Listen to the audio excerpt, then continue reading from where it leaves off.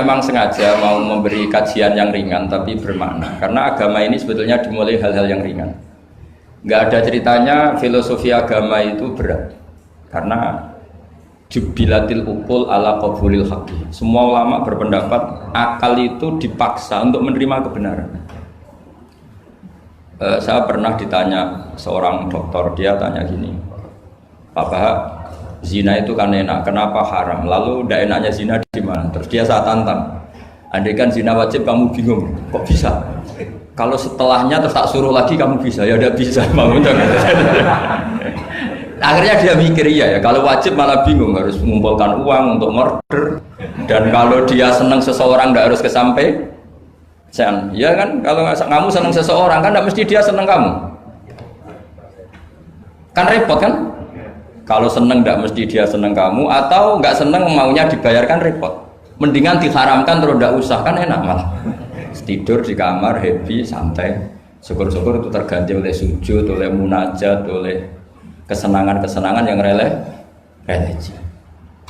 Misalnya maling diharamkan ya enak, kalau kita boleh maling malah digebuki orang malah repot. Barokahnya diharamkan tidak dapat pahala, tidak digebukin orang gitu.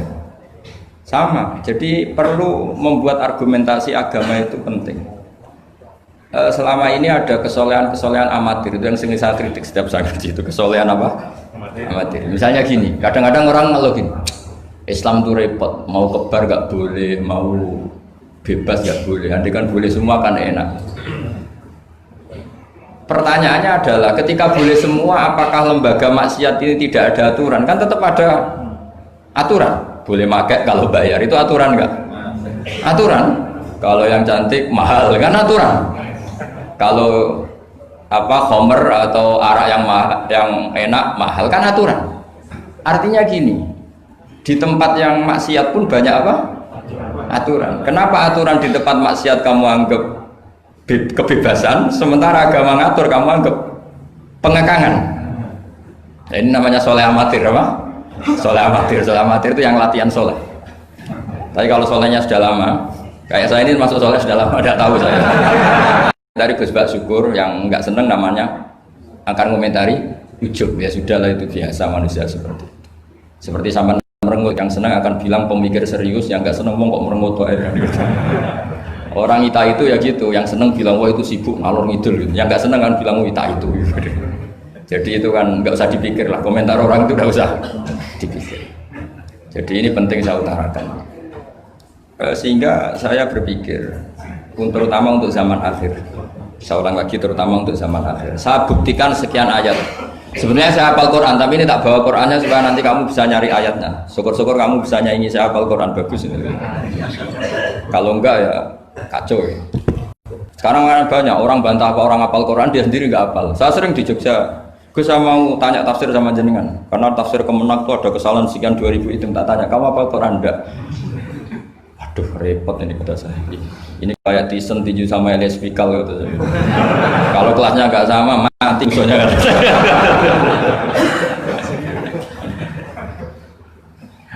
Karena bukan karena ini keangkuhan, tapi proporsional apa? Proporsional.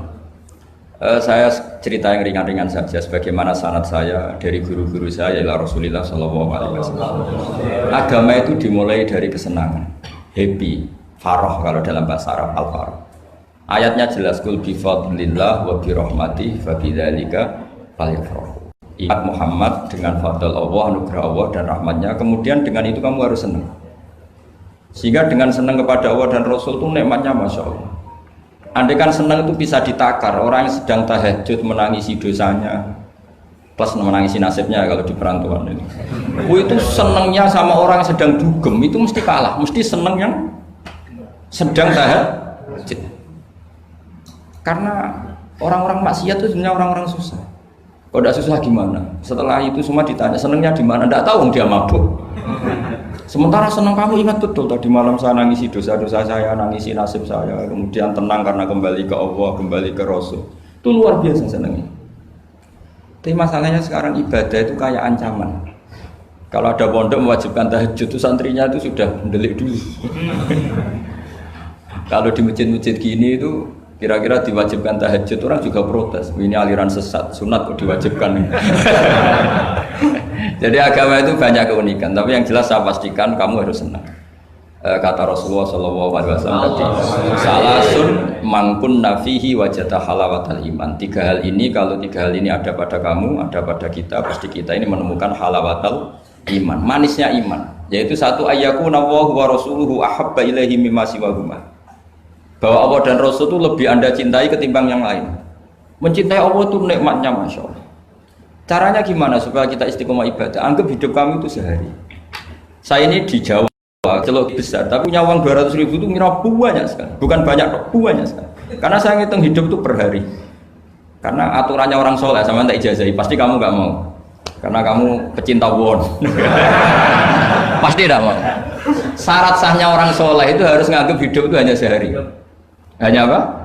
Wa'mal li akhiratika ka'annaka tamutu ghadan. Beramallah untuk akhiratmu seakan-akan besok mati. Coba kamu yang di perantauan, bayangkan maksiat sampai 60 tahun ke depan kan berat. Sampai seminggu saja kira-kira berat kan?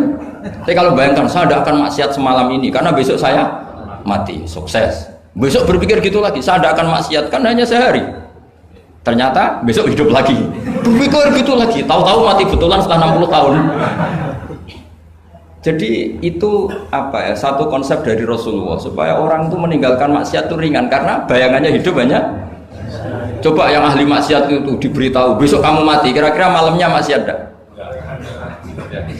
Kamu maksiat itu karena bayangkan hidup masih lama. Makanya kata Quran, wahai orang-orang yang beriman, alam yakni lil ladzina amanu an takhsha qulubuhum li dzikrillah wa ma nazala minal haq. Orang-orang iman itu sudah saatnya khusyuk. Kamu jangan seperti orang-orang dulu. Orang-orang dulu fatola alaihimul amatu faqasat qulubuhum. Orang itu menjadi wangkot, menjadi keras hatinya karena merasa hidupnya itu panjang. Ini penting, ini konsep-konsep yang ada di hadis sahih. Jadi tidak perlu kamu soal ini sahih apa enggak, tak pastikan sahih. Saya ini baca hadis lama sekali. Jadi yang nyoal harus imbang. Kalau enggak kayak Tyson dengan Elias Pikal. Supaya clear, supaya jelas. Saya sering ketemu para pemikir di Jogja dan berkali-kali saya bilang harusnya diskusi itu imbang. Ini bukan karena keangkuhan tapi karena proper. Awal maksiat itu dimulai karena tidak senang tercari kesenangan dan pilihannya maksiat. Coba kalau kesenangan itu ada pada taat, itu luar biasa. Sampai Rasulullah itu menggambarkan ketaatan yang baik itu. Ada hadis yang mungkin kalau orang Jogja, orang Solo itu tidak siap karena agak priayi. Nabi pernah ngendikan, wa fi buti ahadikum sodaqah. Kamu ngeloni istri kamu itu ya sodaqah. Sahabat ya tanya, ayati ahaduna syahwatahu wa walahu ajrun. Yang benar aja ya Rasulullah, masa urusan seks, urusan biologis kemudian dia dapat apa? Pahala. Nabi jawabnya ringan saja. Alaihi salawatu aha fi haramin aka'ana alaihi wisrun. Kalau yang digauli itu istri orang atau yang enggak zaujahnya, enggak istrinya, apa dia ada dosa? Ya dosa ya Rasulullah. Fakadzalika lawatu aha fi halalin kana lahu ajrnya. Begitulah kalau dia kalau salah letak haram, kalau tepat sasaran ya halal. Segampang itu ibadah itu. Jadi ngumpulin istri ibadah, nimang anak ibadah, ngaji begini ibadah meskipun enggak paham, enggak ada syaratnya paham. Yang menyenangkan dalam Islam kan gitu, ngaji itu tidak harus paham, yang penting datang pura-pura paham selesai.